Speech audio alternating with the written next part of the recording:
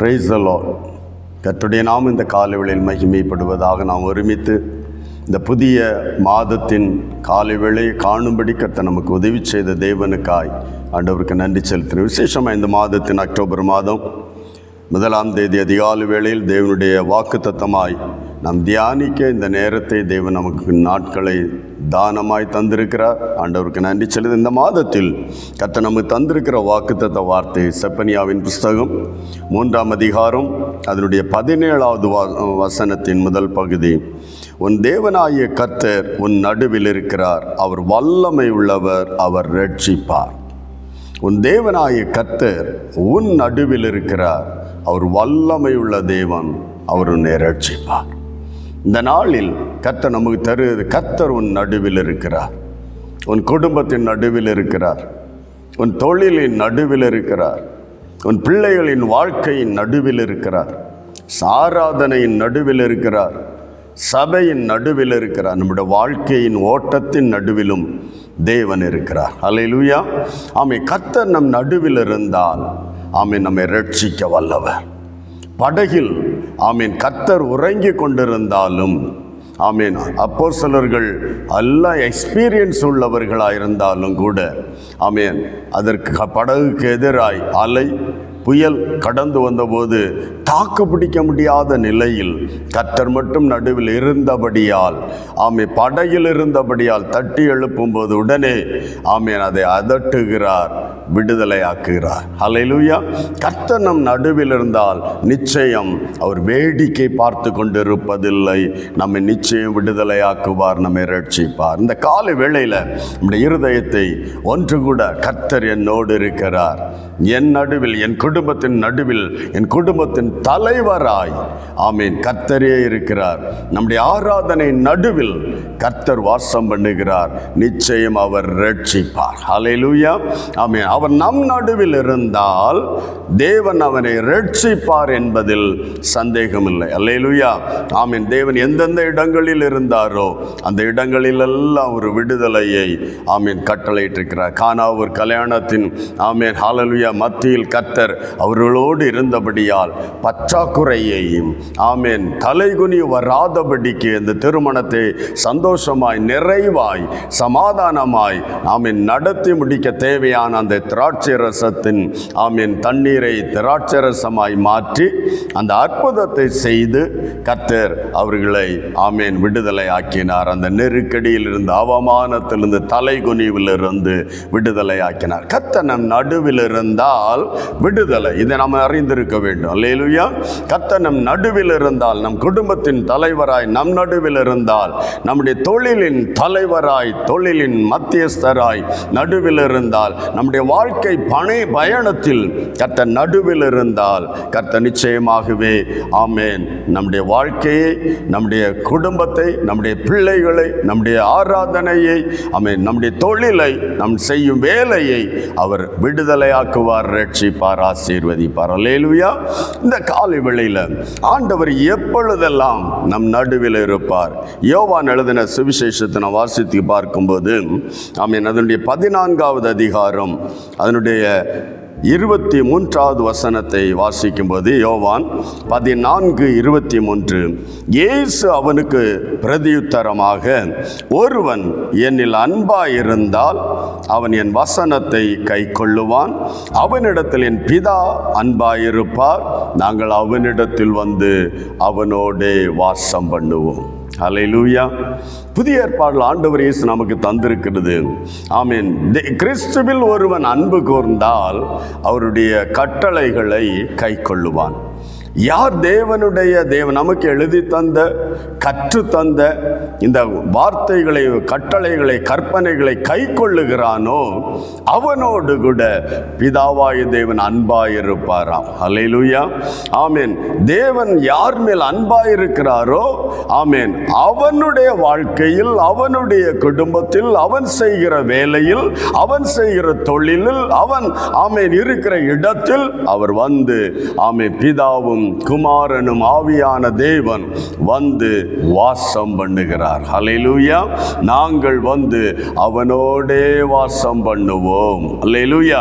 ஆகவே தேவனுடைய கட்டளைகளை நாம் கை கொள்ளும் போது நாம் அவரில் அன்பு கூறுகிறோம் என்பதை அறிந்திருக்கிறோம். வேதம் அதை தெளிவாய் நமக்கு கற்றுத் தருகிறது. ஹல்லேலூயா. ஒருவன் தேவனில் அன்பு கூர்ந்தால் அவருடைய கட்டளைகளை கை கொள்ளுவான். அப்பொழுது தேவன் அவன் மேல் அன்பாயிருக்கிறார். பிதாவாய் தேவன் அவனில் அன்பாயிருக்கிறார். அன்பாயிருக்கிறவனிடத்தில் வந்து வாசம் பண்ணுவார். அல்லேலூயா.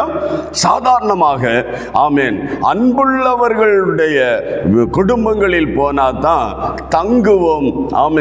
தங்குவதற்கு ஏதுவாயிருக்கும்.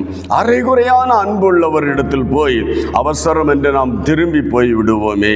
இதை போலதான் தேவனிடத்தில் நாம் அன்பு கூறுகிறோம் என்பதின் அடையாளம் அவருடைய கட்டளைகளை கற்பனைகளை நாம் கை கொள்ளுவது. கை கொள்ளும் போது நிச்சயமாகவே தேவன் நம்மிலும் அன்பு கூறுகிறார். பிதாவாய் தேவன் நம்மில் அன்பு கூறும் போது அவர் வந்து நம்மில் நடுவில் வாசம் பண்ணுகிறார். கர்த்தர் மட்டும் அவங்க வீட்டில் வாசம் பண்ணும்போது மனிதர்கள் பல நேரம் அதை காண முடியாது, கண்டுகொள்ள முடியாது. ஆனால் சத்ருவின் கண்கள் தேவன் அந்த வீட்டில் வாசம் பண்ணுகிறார். தேவன் இவனோடு வாசம் பண்ணுகிறார். தேவன் இந்த தொழிற்சாலையில் வாசம் பண்ணுகிறார். தேவன் இந்த சபையில் வாசம் பண்ணுகிறார். நாம் மேற்கொள்ள முடியாது என்று விலகியே போய்விடுவான். அல்லேலூயா. ஆமென். ஒன்று, தேவனுடைய கட்டளைகளை நாம் கை கொள்ளும் போது அவரில் அன்பு கூறுகிறோம். தேவன் நம்மில் வந்து வாசம் பண்ணுகிறார். இன்னொரு வார்த்தையை நாம் வாசித்து பார்த்தால் ஆகாய் எழுதின தீர்க்க தரிசன புஸ்தகம் 1ஆம் அதிகாரம் அதனுடைய 13வது வசனத்தில் வேதம் சொல்லுகிறது, அப்பொழுது ஆகாய் கர்த்தருடைய தூதனுடைய வார்த்தையின்படியும் ஜனங்களை நோக்கி நான் உங்களோடு இருக்கிறேன் என்று கர்த்தர் சொல்லுகிறார் என்று ஆகாய் அந்த ஜனத்துக்கு விளக்குகிறதை காண்கிறோம். அல்லேலூயா. எப்பொழுது கர்த்தருடைய வார்த்தை ஆகாயை கொண்டு இந்த ஜனத்தின் மேல் வந்தது? தேவ சத்தத்திற்கும் அதன் 12வது வார்த்தையை வாசித்தால் அதன் விளக்கம் தெரியும். ஜனத்தில் மீதியானவர்கள் அனைவரும் தங்கள் தேவனாய கர்த்தருடைய சத்தத்திற்கும் தங்கள் தேவனாய கர்த்தர் அனுப்பின ஆகாய் என்னும் தீர்க்கதரிசியுடைய வார்த்தைகளுக்கும் செவி கொடுத்த போது. அல்லேலூயா. எப்பொழுது தேவன் சொல்லுகிறார், நான் வந்து உங்களுடனே இருக்கிறேன்? எப்பொழுது கர்த்தர் அந்த வார்த்தையை புதிய ஏற்பாட்டில் ஆண்டவரே சொல்லும் என் கட்டளைகளை கை கொள்ளும் போது. பழைய ஏற்பாடு ஆகாயை கொண்டு சொல்லுகிறார், என் வார்த்தைகளுக்கு நீங்கள் செவி கொடுக்கும் போது, நான் அனுப்பின தீர்க்கதரிசிகளின் வார்த்தைகளுக்கு நீங்கள் செவி கொடுக்கும் போது நான் உங்களுடனே கூட இருக்கிறேன் என்று கர்த்தர் சொல்லுகிறார். அல்லேலூயா. அவன் தேவ வார்த்தைகள், தேவ கட்டளை கற்பனைகள் ஒரு தேவ பிள்ளை கீழ்ப்படியும் போது, செவி கொடுக்கும் போது, கை கொள்ளும் போது தேவனே அவனிடத்தில் அன்பு கூர்ந்து அவனிடத்தில் இறங்கி வருகிறார். அல்லேலூயா. எவ்வளோ அருமையான ஒரு கர்த்தர் அவர். அவர் நம்மோடு இருந்தால் நாம் பாக்கியவான்கள். அல்லேலூயா. அதனால தான் ரோமர் 8 வாசிக்கும் போது கர்த்தர் என் பட்சத்தில் இருக்கிறார், மனிதன் எனக்கு எதிராக என்ன செய்ய முடியும்? அல்லேலூயா. கர்த்தரும் பட்சத்தில் இருக்கும், நமக்கு எதிராக எழும்புவன் யார்? அல்லேலூயா. ஆகவே தேவன் நம்மோடு இருந்தால், நம்முடைய குடும்பத்தில் இருந்தால், நம்முடைய தொழிலில் கர்த்தர் கூட இருந்தால், நாம் செய்கிற வேலையில் கர்த்தர் கூட இருந்தால், நம்முடைய சபையில் நடுவில் கர்த்தர் இருந்தால், கர்த்தர் நம்மை விடுதலை ஆக்குவார். அங்கதான் அந்த ரெட்ஷிப் என்கிற விடுதலை உண்டாகிறது. அல்லேலூயா. நாம் எந்தெந்த விஷயங்களில் நம்முடைய வீடுகளில், குடும்பங்களில், சபையில், தொழிலில், நம்முடைய எடுக்கிற பிரயாசங்களில் விடுதலை வரவில்லையோ, எங்கே தடை இருக்கிறதோ அங்கே தேவனுடைய எய்தர் தூங்கி கொண்டிருக்கிறார் அல்லன்னா ஹல்லேலூயா தேவன் இல்லை என்ற அர்த்தம். Praise the Lord. இருக்கிறார் என்றால் அவரை தட்டி எழுப்பும் போது, தட்டி எழுப்புற விதம் என்ன? ஜெபிக்கிற வேளை. அல்லேலூயா. ஜெபம் எழும்பும் போது, துதி எழும்பும் போது, ஆராதனை எழும்பும் போது அவர் எழுந்து விடுகிறார். தேவன் நம் நடுவில் இருக்கிறார். அடுத்ததாக, தேவன் இருந்தால் என்ன நடக்கும்? எப்பொழுது இருப்பார்? இருந்தால். தேவன் உன் நடுவில் இருக்கிறார். முதல்ல அவர் நம்மை விடுதலையாக்குவார். நியாயாதிபதிகளின் புஸ்தகத்தில் 6வது அதிகாரம் அதனுடைய 13வது வசனம், கிதியோன் இடத்தில் தெய்வதூதன் வந்து, பராக்கிரமசாலியே கர்த்தர் உன்னோடு இருக்கிறார் என்ற வார்த்தையை சொன்னார். சொன்ன உடன் அவன் பதில் சொன்னான். அப்பொழுது கிதியோன் சொல்கிறான் அவரை நோக்கி, என் ஆண்டவரே, கர்த்தர் எங்களோடு இருந்தால் இவைகளெல்லாம் எங்களுக்கு நேரிடுவானேன். கர்த்தர் எங்களோடு இருக்கிறார்னு சொல்லுகிறீங்களே, கர்த்தர் எங்களோடு இருந்தால் மீதியானர் ஏன் எங்களுடைய உழைப்பை, நன்மையை, வளர்ச்சியை கெடுக்கத்தக்கதாய் எல்லா தானியங்களையும் சிதறடித்து போடுகிறார்? இவைகளெல்லாம் ஏன் சம்பவிக்கிறது? கர்த்தர் இருந்தால் சத்துருடைய நன்மையை கெடுப்பதில்லை. Praise the Lord. கர்த்தரின் நடுவில் இருந்தால் உனக்கு எதிராய் சத்துரு எழும்பி கிரியைச்சை உன்னுடைய ஆசீர்வாதத்தை சிதறடிக்க முடியாது. ஹல்லேலூயா. உன்னுடைய ஆசீர்வாதத்தை வீண் செலவாய் மாற்ற ஆஸ்பத்திரிகளோ, பலவீனங்களோ, வியாதிகளோ, வீண் அலைச்சல்களில் நடத்த விட மாட்டார். என் தேவன் உன்னோடு இருக்கிறார். ஹல்லேலூயா. கர்த்தருடைய கட்டளைகளில் நீ நடக்கிறபடியினால் அவர் உன்னோடு இருக்கும்போது சத்துரு வீண் செலவுகள், வீண் ஹல்லேலூயா வியாதிகளோ, போராட்டங்களோ, தடைகளை கொண்டு வந்து நம்முடைய உழைப்பை நஷ்டப்படுத்த முடியாது. ஆமென். 2வது யோவேல் 2ஆம் அதிகாரம் அதனுடைய 27வது வார்த்தை சொல்லுது, நான் இஸ்ரவேலின் நடுவில் இருக்கிறவர் என்றும் நானே உங்கள் தேவனாகிய கர்த்தர் வேறொருவர் இல்லை என்றும் அறிந்து கொள்வீர்கள். என் ஜனம் ஒருபோதும் வெட்கப்படுவதில்லை. புரிந்து கொள்ளுங்கள். நாம் விடுதலையாக்குவர். கர்த்தர் நம்மோடு இருந்தால் வீண் செலவுகள் வராது, நன்மைகள் சிதறடிக்காது. நாம் கையிட்டு செய்கிற வேலையை வேதம் சொல்லுகிறபடி உன் கையின் பிரயாசத்தை நீ சாப்பிடுவாய்.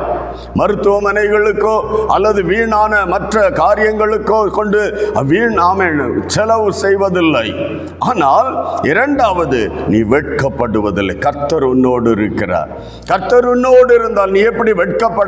தலைகுனிவு வர நேரிடும். போராட்டங்கள் வரலாம், தடைகள் வரலாம், எதிர்ப்புகள் வரலாம். அதன் நடுவில் கர்த்தர் நடுவில் இருந்தால், அதன் மத்தியிலே தேவனோடு இருந்தால் தலைகுனிவு வராது.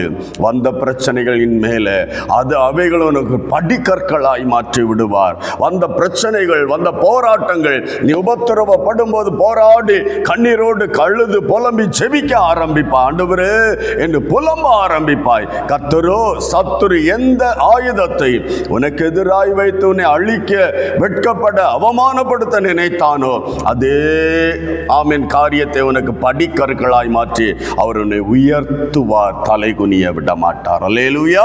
அடுத்ததா நீங்க வாசித்து பார்த்தால் சங்கீதங்கள் புஸ்தகம் 46ஆம் அதிகாரம் அதனுடைய 5வது வார்த்தை வேதம் சொல்கிறது, தேவன் அதன் நடுவில் இருக்கிறார், அதை அசையாது. அதிகாலையிலே தேவன் அதற்கு சகாயம் செய்வார். அல்லேலூயா. உதவி செய்வார். ஆமென். எப்பொழுது ஒரு உதவி தேவைப்படும், நம் ரைட்டாக இருக்கும்போது நம்முடைய செயல்கள், நம்முடைய நடவடிக்கைகள் ரைட்டாக இருக்கும்போது அதுக்கு வருவது சம்பளம் அல்லது கூலி என்று ஆகிவிடுமே, உதவி என்று வருவதில்லையே. ஆமேன். பல நேரங்களில் கர்த்தர் நம் நடுவில் இருந்தாலும் எலியாவை போல டைரக்டா பல நேரங்களில் தெய்வ சப்தம் நம்ம கேட்க முடியாமல் இருக்கலாம். ஆனாலும் நமக்கு இடறி விழுகிற சூழ்நிலைகள் வரும், சோர்ந்து போகிற சூழ்நிலைகள் வரும். அதன் நடுவில் தேவன் நம்மத்தில் இருந்தாலும் நீதியுள்ள தேவன் அந்த நேரத்தில் ஹல்லேலூயா விடுதலையோ வெட்கப்படாமோ அல்ல, மாறாக இறங்கி உதவி செய்வார். ஹல்லேலூயா. தகுதி இல்லாத பாத்திரத்தில் இறங்கி வருகிற அந்த கிருபையை தான் அவர் சகாயம் பண்ணுகிறவர், உதவி செய்கிறவர். ஹல்லேலூயா. எந்த மனிதனும் கைவிட்டு விலகி விடலாம். நாம் தேவனை சார்ந்து கொள்ளும் போது, தேவனை நம் நடுவில் வைத்து ஆண்டவருக்கு பிரியமாய் நடக்கும் போது வருகிற எல்லா சூழ்நிலைகளிலும் எல்லா மனிதர்களும் நம்மை விட்டு விடலாம். தேவன் நம்மை விட்டு விலக மாட்டார், நமக்கு உதவி செய்ய எழுந்தருளுவார். அல்லேலூயா. எந்த ஒரு எக்ஸ்டென்ஷன் நம்முடைய வாழ்க்கையில் வந்தால், எந்த ஒரு பகுதி கைவிடப்படுகிற நிலைமைகள், வெட்கப்படுகிற நிலைமைகள் போல தோன்றலாம், தேவன் எழுந்தருள்வார், உதவி செய்ய வருவார். கர்த்தர் நம் நடுவில் இருந்தால் ஒன்று விடுதலை உண்டு, உண்டாகும் வீண் செலவுகளுக்கு நம்முடைய உழைப்பை மற்றவர்கள் ஆமேன் ஹல்லேலூயா வீணாக செலவிட சிதறடிக்க அனுமதிப்பதில்லை, தலைகுனிவு அனுமதிப்பதில்லை. மட்டுமல்ல, நமக்கு உதவி செய்ய அவர் எப்பொழுது நம்மோடு கூட இருக்கிறார். அல்லேலூயா. ஆகவே இந்த மாதம் அக்டோபர் மாதத்தில் ஆண்டவர் இந்த வார்த்தை உன் நடுவில் இருக்கிறேன் இருப்பதற்கு கர்த்தருடைய வார்த்தைகளின்படி, கர்த்தருடைய ஆலோசனையின்படி, கர்த்தர் நமக்கு கற்றுக் கொடுக்கிற வசனத்தின்படி கை கொண்டு நடக்கும்போது அவர் நம்மோடு இருப்பார், நம்மை விடுதலையாக்குவார், வெட்கப்படாதபடி காத்துக்கொள்வார். ஆமேன். வீண் செலவு வராதபடி காத்துக்கொள்வார். அதே மட்டுமல்ல, நெருக்கடி நேரங்களில் உதவி செய்ய வல்லமை உள்ள தேவனாயிருக்கிறார். ஹல்லேலூயா. ஆண்டவரை நோக்கி பார்க்கலாம் ஒரு நிமிடம். ஆமே. இந்த வார்த்தை இருதயத்தில் பதித்து கொண்டு சந்தோஷத்தோடு மகிழ்ச்சியோடு நம்முடைய இந்த மாதத்தை ஜெயத்துடன் ஓட, ஆண்டவரே நீர் என்னில் இராதபடிக்கு இருக்கிற ஆமேன் ஹல்லேலூயா தெய்வ சத்தத்தை கேளாமல் போனால் விலகிவிடு என்று வாக்கு பண்ணுகிறார். ஹல்லேலூயா. ஓசியா 5:15 ஆமே வாசிக்கும் போது, அவர்கள் என் சத்தத்துக்கு செவி கொடாதபடியினால், நான் கூப்பிட்டு அவர்கள் கேளாதபடியினால் நான் என்னுடைய ஸ்தானத்துக்கு போய் விடுவேன், அவருடைய ஆபத்தில் அவர்கள் என்னை கருத்தாய் தேடுவார்களே. ஹல்லேலூயா. இந்த கால வேளையில் ஆமீன் கர்த்தருடைய ஆமீன் சமூகத்தை நாடி தேட அவருடைய வார்த்தைகளுக்கு கீழ்ப்படிவோம், அவருடைய வசனங்களுக்கு செவி கொடுப்போம், கற்றுக்கொண்ட சத்தியத்தின்படி ஆமீன் வழி நடப்போம். கர்த்தர் நம்மை விடுதலையாக்குவார், வெட்கப்படுத்த மாட்டார். ஆமீன் கையின் பிரயாசங்களை சிதறடிக்க விட மாட்டார். எல்லாவற்றுக்கும் மேலாக உதவி செய்கிற தேவனை நோக்கி ஜெபிக்கலாம் ஒரு நிமிடம். நல்ல பிதாவே, வானத்துக்கும் பூமிக்கும் தகப்பனே, இயேசுவின் நாமத்தில் இந்த நல்ல காலை வேளையில் ஆமென் இந்த வார்த்தையை கேட்கிற எல்லா இருதயங்களிலும் நம்முடைய பிரசன்ன ஒரு விஷயம் இறங்கி சொல்லட்டும். ஆண்டவரே, கடந்த நாளுகளில் வந்த அப்பா சிதறடிப்பின் அனுபவங்கள், வெட்கத்தின் தலைகுனிவின் அனுபவங்கள், ஆண்டவரே ஆமென் உதவியற்ற நிலைமையில் அங்கலாய்த்த அனுபவங்கள் இருந்திருக்கலாம். அதன் காரணத்தை பரிசுத்த ஆவியானந்த நாளில் விளக்கி இருக்கிறீரப்பா. அப்பா, ஒவ்வொருவரும் எந்த தேவ சத்தத்திற்கு, எந்த தேவ வசனத்திற்கு, எந்த சத்தியத்திற்கு நான் கீழ்ப்படியாமல் விலகி சென்றேன் என்று அறிந்து ஆண்டவரே உம்முடைய வார்த்தைகளுக்கும் உம்முடைய பரிசுத்தவான்கள் ஆமை தீர்க்க தரிசனமாய் கொடுக்கிற தேவ சத்தத்திற்கும் செவி கொடுத்து உமக்கு பிரியமானபடி நடந்து கொள்ளும். அவருடைய நடுவில் வாசம் பண்ணுகிறீர், அவர்களை விடுதலை ஆக்குகிறீர் என்பதை இந்த நாட்களில் அறிந்து கொண்டார்களே. ஒவ்வொருவரும் ஜெபிக்கிற, தன்னை கரெக்ட் பண்ணி கொள்ளுகிற, தன்னை உம்முடைய சந்நிதியில் உம்முடைய வார்த்தையில் படி ஜீவிப்பேன் என்று ஒப்புக் கொடுக்கிற ஒவ்வொரு தெய்வ பிள்ளைகளையும் உம்முடைய கரங்களில் தந்து ஜெபிக்கிறோம். ஒவ்வொருவரோடும் உடைய சமூகம் கூட இருக்கட்டும், அவர்களை ஆசீர்வதிப்பீராக. இந்த மாதம் அவருடைய விடுதலையின் மாதமாய், இந்த மாதம் அவருடைய வாழ்க்கையின் கையின் பிரயாசங்கள் ஆமே வர்த்திக்கப்படுகிற மாதமாய் கர்த்தர் அவர்களை ஆசீர்வதியும். தலைகுனி வராதபடிக்கு காத்து கொள்ளும். இக்கட்டு நேரங்களில் உதவி, மற்றவர்கள் உதவி செய்ய இயலாத இடங்களில் கூட கர்த்தர் உதவி செய்ய வல்லவர். அவர்களை உதவி செய்து சகாயம் பண்ணுகிற தேவன். அவர்களோடு இருந்து வழி நடத்தப்படுறதுக்காய் நன்றி. இயேசு கிறிஸ்துவின் மூலம் தாழ்மையோடு நம்முடைய கரங்களில் அர்ப்பணித்து செபிக்கிறோம். கர்த்தர் அப்படி செய்ய போறதுக்காய் நன்றி செலுத்துகிறோம். நல்ல பிதாவே, ஆமேன் ஆமேன். கர்த்தர் உங்களை ஆசீர்வதிப்பார். இந்த மாதம் முழுவதும் தலைகுனி வராதபடி கர்த்தர் உங்கள் நடுவிலிருந்து உங்கள் கையின் பிரயாசங்களை ஆசீர்வதித்து பெருக பண்ணி உதவி செய்கிற தேவனாயிருப்பார். God bless you. Praise the Lord.